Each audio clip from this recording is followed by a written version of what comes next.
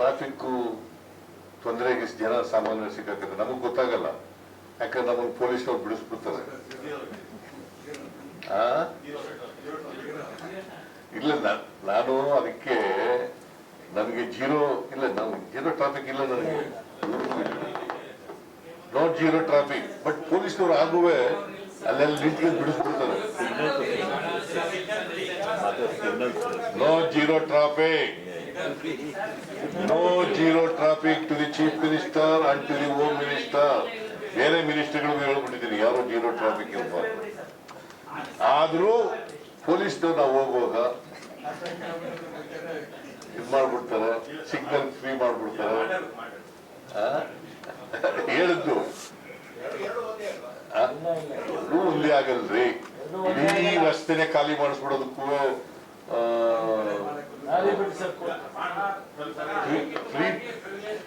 Traffic free ಅಂತಂದ್ರೆ ನಾವು ಹೋಗೋ ದಾರಿನೆಲ್ಲ ನೀವು ನೋಡಿದಿರಲ್ಲ. ಈಗ ಪ್ರೈಮ್ ಮಿನಿಸ್ಟರ್ ಹೋಯ್ತಾ ಇರ್ತಾರೆ, ದಾರಿ ಇರ್ತದೆ, ಯಾರಾದ್ರು ದಾರಿಗೆ ಹೋಯ್ತಾರ, ಗವರ್ನರ್ ಹೋಯ್ತಾರ, ಯಾರಾದ್ರು ಹೋಯ್ತಾರ? ನೀವು ತಿಳ್ಕೊಂಡಿರೋದು ಹಂಗೆ. ನಾನು ನೋಡಪ್ಪ, ನಾನು ಇವತ್ತು ನಿಮ್ಮ ಮೂಲಕನೂ ಹೇಳ್ತಾ ಇದ್ದೀನಿ, ಜನರಿಗೂ ಹೇಳಿದ್ದೀನಿ, ಪೊಲೀಸ್ನವ್ರಿಗೂ ಹೇಳಿದ್ದೀನಿ, ಎಲ್ರಿಗೂ ಹೇಳಿದ್ದೀನಿ, no zero traffic to the chief minister and the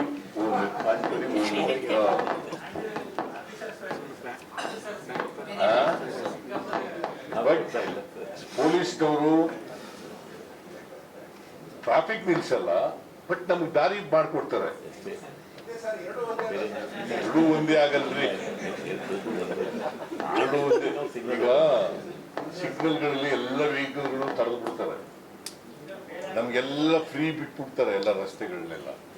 zero traffic ಅಂತಂದ್ರೆ ಜೀರೋ ಟ್ರಾಫಿಕ್ ಇಲ್ಲದೆ ವೆಹಿಕಲ್ಗಳು ಬಿಡ್ತಾರೆ, ಎಲ್ಲೆಲ್ಲಿ ನಮಗೆ ಅಡಚಣೆ ಇದೆ ಅಲ್ಲೆಲ್ಲ ಮಾಡ್ಬಿಡ್ತಾರೆ.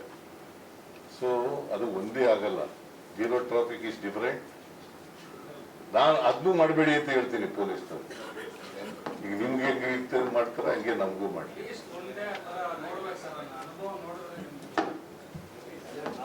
ಈಗ ಅದಕ್ಕೆ ಹೇಳಿದ್ದೀನಿ ಪೊಲೀಸ್ನವ್ರಿಗೆ, ಬರೀ ಕಾನ್ಸ್ಟೇಬಲ್ಗಳು ಇರೋದಿಲ್ಲ ಟ್ರಾಫಿಕ್ ನಲ್ಲಿ, ನಿಮ್ಮ ಪೊಲೀಸ್ ಹೈಯರ್ ಆಫೀಸರ್ಗಳು ಕೂಡ ಇರಬೇಕು ಅಲ್ಲಿ ಟ್ರಾಫಿಕ್ ನಲ್ಲಿ ನಿಂತಿರ್ಬೇಕು. ಬರೀ ಆಫೀಸರ್ ಕೂತ್ಕೊಂಡು ಪಂಕ ಕೆಳಗಡೆ ಕೂತ್ಕೊಂಡು ಇರೋದಲ್ಲ. ಪಂಕಲ್ಲ ಈಗೆಲ್ಲ ಎಸಿಗಳಾಗ್ಬಿಟ್ಟಿದಾವೆ. ಸೊ ಅದೆಲ್ಲ ಪೊಲೀಸ್ನವ್ರಿಗೆ ಹೇಳಿದ್ದೀವಿ. ಸೊ ನಮಗೆ ಹೋಪ್ಸ್ ಏನಪ್ಪ ಅಂತಂದ್ರೆ ಇಂಪ್ರೂವ್ ಮಾಡಬೇಕು ಅಂತಕ್ಕಂಥದ್ದು.